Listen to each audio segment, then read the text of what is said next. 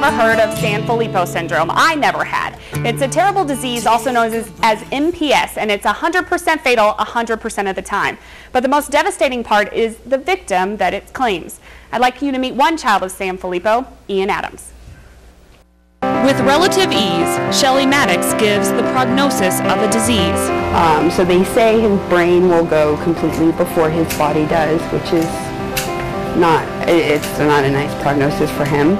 A disease so heartless that it claims the most innocent of lives. I don't think Ian has till he's 20. I don't think he has until he's 15. Ian, Shelley's 7-year-old son, was diagnosed with MPS disease, or Sanfilippo syndrome, a rare genetic disorder that causes a mucus-like buildup in the body. Most people have an enzyme that breaks down that buildup, but Ian and others like him don't. It builds up over time everywhere in his body, in his brain, his tissues, his organs, bones, everything. It affects every part of his body. It progressively breaks down everything over a long period of time. Initially diagnosed as autism at the age of 3, Ian did well before taking a turn for the worse. He was doing better. We were learning teaching techniques with him, and he was doing better. He was learning, he was talking, and then we decided we wanted to learn more about autism. It was that trip to the doctor that changed their lives forever. I just cried. That's all I did. I just cried. I was sad. I go in completely expecting just to learn more about autism, and they tell me my son's going to die, you know? To stone. That's when Shelley became a major advocate for treatment, for education, and for Ian. So we treat the symptoms as they arise. There's absolutely no hope that he will live through this unless we find a cure now. He's participated in studies all over the country, but the most promising research is happening overseas. Possible treatments include gene therapy, enzyme replacement therapy, and treatments that aren't even approved by the FDA. So if we get it soon enough, you know, there's a possibility that some of the damage that's been done to Ian could be reversed in all of these kids. For now, though, Shelley holds on to the little things: kindergarten, courage, and snapshots of happiness. For his future, I don't have any expectations, but I certainly want him to live, and I will certainly want for there to be a cure in his lifetime. But again, I can't deny the facts, and but I do know that someday we will find a cure, and even if it's not in time for him, that his legacy will live on through that.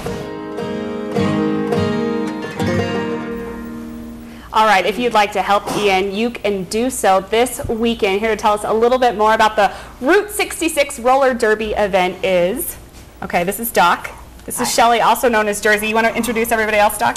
Let's have Juliet Decapulet, Legs Get Froggy, and Mama Lobo. That's so funny. If you need to laugh after that story, you always can just listen to some Derby names. Okay, why exactly did you guys want to help Ian and Shelley? Well, I've been in the medical profession personally for 11 years, and I've never heard of it till she walked in the door and brought him in my backyard. So at that point, I wanted to get more information and to help as many people as possible, because we need to gain awareness. I didn't know it existed. A lot of people don't know it exists, and we may not be able to help Ian, but we can maybe aid in his comfort and then help find a cure for the future people that are affected. So let's talk about the event coming up this weekend. It is Saturday, right? Yes, Saturday, this 13th at 7 o'clock, okay. Civic Center, North Exhibit Hall. Okay, so, and cost of it and everything?